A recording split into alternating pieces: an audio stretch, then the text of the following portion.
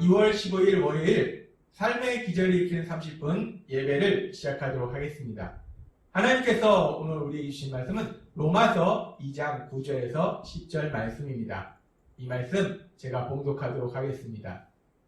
죄를 저지르는 사람은 유대인이나 이방인이나 가릴 것 없이 슬픔과 고통을 당하겠지만 하나님께 순종하는 사람들에게는 유대인이나 이방인이나 하나님께로부터 오는 영광과 명예와 평화가 있을 것입니다.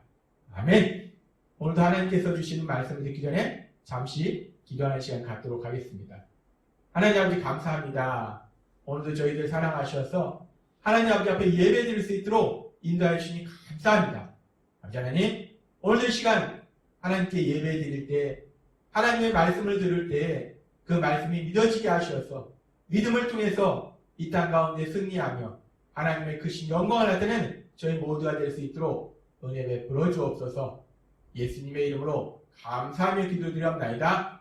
아멘. 하나님께서는 어제 주일 예배를 통해서 우리에게 말씀해 주셨습니다.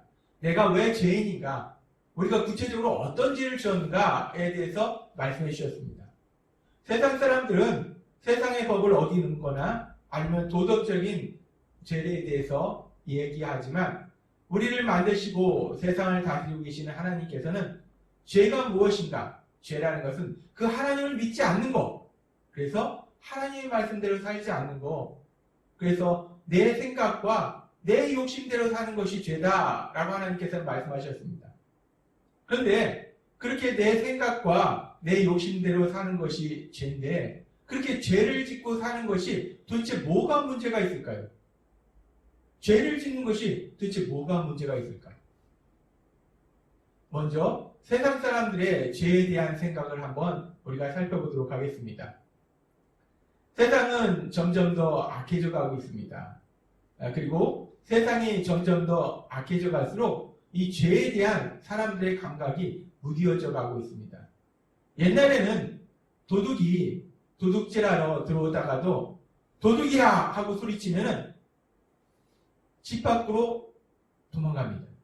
근데 요즘은 도둑이 어떤 집에 들어가서 물건을 훔쳐서 집 밖으로 나가다가도 도둑이야 라고 소리치면 도망가는 것이 아니라 오히려 다시 집으로 들어갑니다. 그리고 집주인을 위협합니다. 세상이 참 악해졌습니다. 이 죄에 대한 두려움이 없어졌습니다. 그렇습니다. 사람들은 점점 악해져가는 세상 속에서 죄에 대해서 전혀 죄책감을 느끼지 않는다는 것입니다. 그래서 사람들의 마음속에 이런 생각을 합니다. 그까짓 죄를 좀 지으면 어때? 나만 잘 먹고 잘 살면 되지. 죄가 도대체 뭐가 문제인데? 죄 짓는 게 뭐가 문제인데? 들키지만 않으면 되지. 들키면 아니라고 딱 잡아떼면 되지.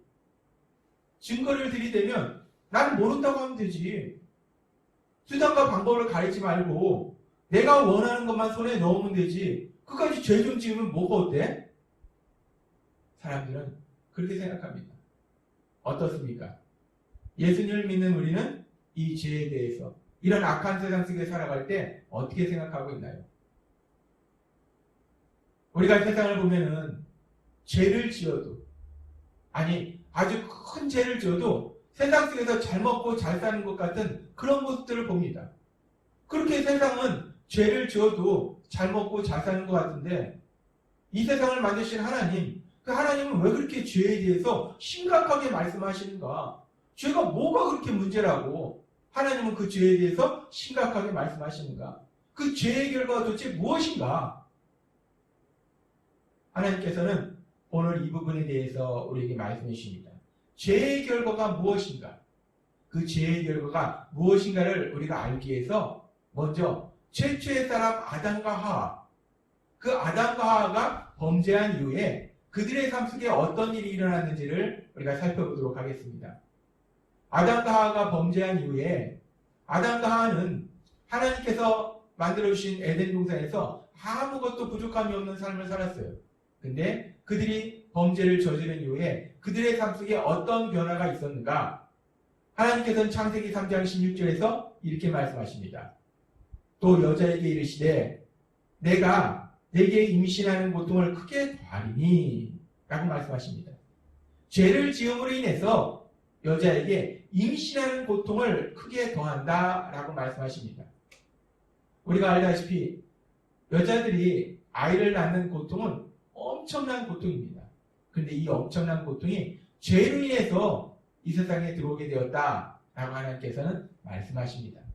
뿐만 아니라 우리가 살면서 만나는 그 모든 고통도 결국은 죄로 인해서 우리에게 들어오게 된 것입니다. 하나님께서는 계속해서 창세기 3장 17절에서 18절 19절 이렇게 말씀하십니다. 아담에게 이르시되 내가 내 아내의 말을 듣고 내가 내게 먹지 말라 한 나무의 열매를 먹었은즉 땅은 너로 말미암아 저주를 받고 너는 내 평생에 수고하여야 그 소산을 먹으리라. 땅이 내게 가시덤불과 엉겅퀴를 낼 것이라. 내가 먹을 것은 밭의 채소인즉 내가 흙으로 돌아갈 때까지 얼굴에 땀을 흘려야 먹을 것을 먹으리니 내가 그것에서 취함을 입었음이라. 너는 흙이니 흙으로 돌아갈 것이니라 하시니라. 이 아담과 하와의 범죄로 인해서 땅이 저주를 받습니다. 그래서 풍성한 채소와 열매를 내게 될 그 땅이 엉겅퀴와 가시덤불, 잡초가 우거집니다. 그래서 인간은 그렇게 잡초가 우거진 땅에 채소를 심어서 먹을 양식을 구해야 됩니다. 그래서 땀을 뻘뻘 흘리면서 일하는데 그렇게 땀을 뻘뻘 흘리면서 일해도 때로는 양식을 구하지 못할 수도 있습니다. 그래서 인간의 삶 속에, 아담과 하와의 삶 속에 고통이 들어옵니다. 우리가 여기서 언뜻 보면은 하나님께서 아무 죄도 없는 땅을 왜 저주하셨을까? 아담의 죄로 인해서 땅이 저주를 받습니다. 왜 땅을 저주하셨을까? 근데 우리가 이 내용을 살펴보면 땅을 저주했다는 것은 땅의 소산물을 먹어야 된 아담, 그 아담의 삶을 저주하신 것입니다. 결국 죄로 인해서 우리 삶 속에 무엇이 왔는가? 죄의 결과가 무엇인가? 죄의 결과는 저주와 고통이라는 것입니다. 죄로 인해서 우리 인간의 삶 속에 저주와 고통이 들어왔다는 것입니다. 그리고 성경은 계속해서 말씀할 때 인간은 흙으로 만들었으니 흙으로 돌아갈지니라 라고 말씀하십니다.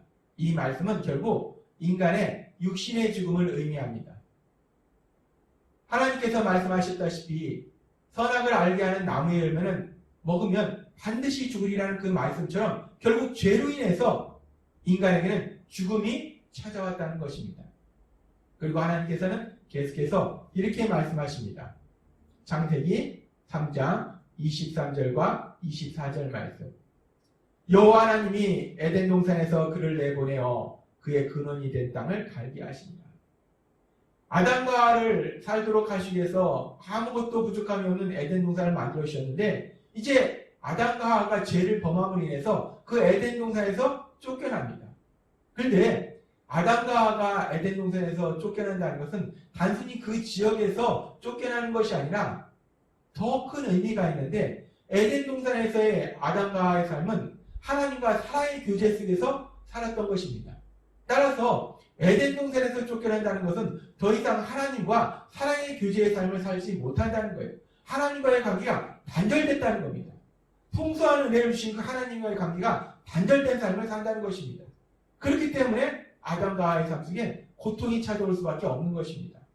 그리고 그렇게 하나님과의 관계가 단절된 삶을 우리는 영적인 죽음이다 라고 얘기합니다. 그렇습니다. 죄의 결과는 죽음이고 저주이고 고통입니다.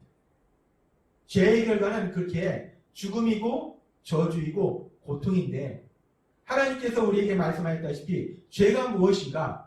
죄라는 것은 하나님을 믿지 않는 것이고 그래서 하나님 말씀대로 살지 않는 것이 죄입니다. 그래서 하나님께서 전에 우리에게 말씀해 주셨다시피 고통 공식에서 하나님의 말씀대로 절대로 살지 않는 것, 하나님의 말씀을 절대 안 듣는 것, 그래서 내 생각대로 살면 100% 고통의 삶이 온다라고 말씀하셨습니다. 그 이유는 하나님의 말씀을 안 듣는 것, 그래서 믿지 않는 것, 그래서 말씀대로 살지 않는 것이 죄이고 그 죄의 결과는 고통이기 때문에 결국 우리가 하나님의 말씀대로 살지 않으면 우리는 고통의 삶을 살 수밖에 없다는 것입니다. 그래서 하나님께서는 바울 사도를 통해서 로마서 2장 9절의 말씀을 통해서 우리에게 이렇게 말씀하십니다. 죄를 저지르는 사람은 유대인이나 이방인이나 가릴 것 없이 슬픔과 고통을 당하겠지만 하나님께 순종하는 사람들에게는 유대인이나 이방인이나 하나님께로부터 오는 영광과 명예와 평화가 있을 것입니다. 하나님께서는 말씀하십니다. 죄를 저지르는 사람은 유대인이든지 이방인이든지 그 어떤 사람이든지 슬픔과 고통이 있을 것이다 라고 말씀하십니다. 세상에서 보면 죄를 짓는 삶이 잠시 잠깐 동안은 뭔가 자신이 원하는 걸 손에 얻는 것 같아서 기쁨을 누리는 것 같아요. 그러나 하나님은 분명히 말씀하실 때 죄를 짓는 삶은 반드시 그 삶 속에 슬픔과 고통이 온다 라고 말씀하신다는 겁니다. 죄의 결과가 죽음과 저주와 고통이기 때문에 죄를 짓는 삶은 반드시 고통 속으로 들어갈 수밖에 없다는 것입니다. 그런데 참으로 감사한 것은 하나님께서는 우리가 그렇게 죄로 인해서 고통 속에 사는 것을 기뻐하시지 않는다는 것입니다. 그래서 하나님께서는 로마서 5장 20절에서 이렇게 말씀하십니다. 죄가 더한 곳에 은혜가 더욱 넘쳤나니. 죄가 더한 곳에 은혜가 더욱 넘쳤나니. 우리의 죄가 크면 클수록 그 죄보다 더 크신 하나님의 은혜, 그 은혜를 주신다라고 말씀하신다는 거예요. 우리는 원죄로 인해서 죄를 지을 수밖에 없는데 그 죄의 결과는 고통인데 그래서 우리가 고통 속에 살 수밖에 없는데 하나님은 그런 우리를 불쌍히 여기셔서 더 큰 은혜를 주신다라고 말씀하십니다. 그래서 하나님께서는 우리가 죽음과 저주와 고통, 그 죽음과 저주와 고통을 주는 그 죄의 문제를 해결할 수 있도록 은혜를 베풀어 주신다는 거예요. 내일은 하나님께서 어떤 은혜를 통해서 우리를 그 죄의 문제에서 해결해 주시는지 그 부분에 대해서 말씀해 주십니다. 기도하겠습니다. 하나님 아버지 감사합니다. 오늘도 저희들을 사랑하셔서 죄가 얼마나 무서운 결과를 나타내는지를 우리에게 분명하게 말씀해 주시니 감사합니다. 죄로 인해서 죽음과 저주와 고통과 그래서 고통 속에서 살아갈 수밖에 없음을 하나님께서 말씀하시는데 그런 저희를 불쌍히 여기신 하나님 죄보다 더 큰 은혜를 우리에게 베풀어 주셔서 그 죄의 문제를 해결하고 하나님께서 주시는 그 놀라운 기쁨과 평안을 누리는 삶으로 인도하여 주시니 감사합니다.